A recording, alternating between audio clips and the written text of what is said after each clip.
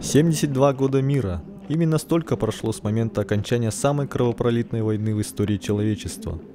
Традиционно в Якутске эту дату отметили масштабными акциями, парадом Победы, возложением цветов к монументу воинам-победителям и шествием Бессмертного полка.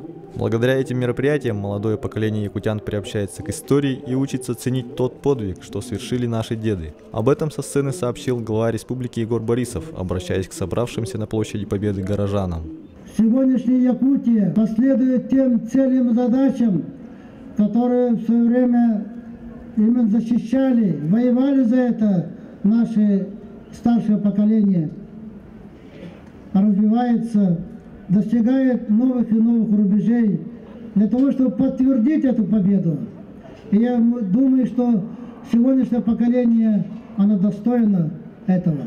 Мероприятие, организованное в память о бессмертном подвиге, понравилось ветеранам. Это праздник, большой праздник, который является общим праздником. Это радостный праздник.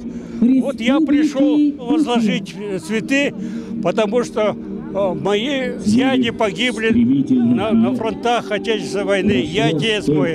Вот я всегда прихожу, чту память своих предков, своих отцов. Я сам являюсь участником войны, вот, только участвовал на Восточном фронте. Я прошел очень трудный путь.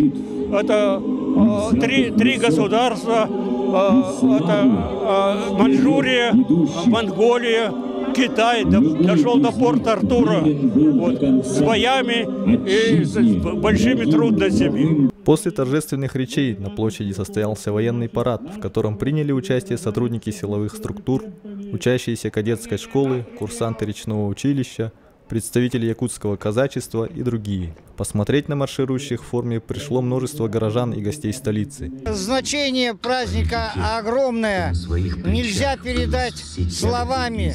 Нет ни одной семьи, которая бы не пострадала. Поэтому парад был организован очень сильно и мощно.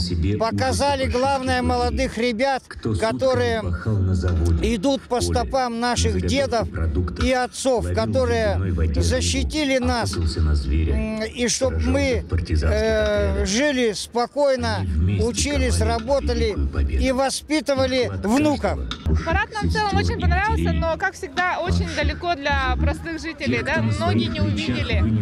И даже были там ветераны, пенсионеры, которые не смогли увидеть поближе, да? Но так, конечно, этот праздник один из самых великих праздников, и каждый понимает свою роль в этом дне, что для подрастающего поколения мы должны рассказывать, показывать, да, и то, что подвиг наших ветеранов, он никогда не будет забыт, и мы должны передать это новому поколению. Таким образом, Якутск в очередной раз справил дату Великой Победы.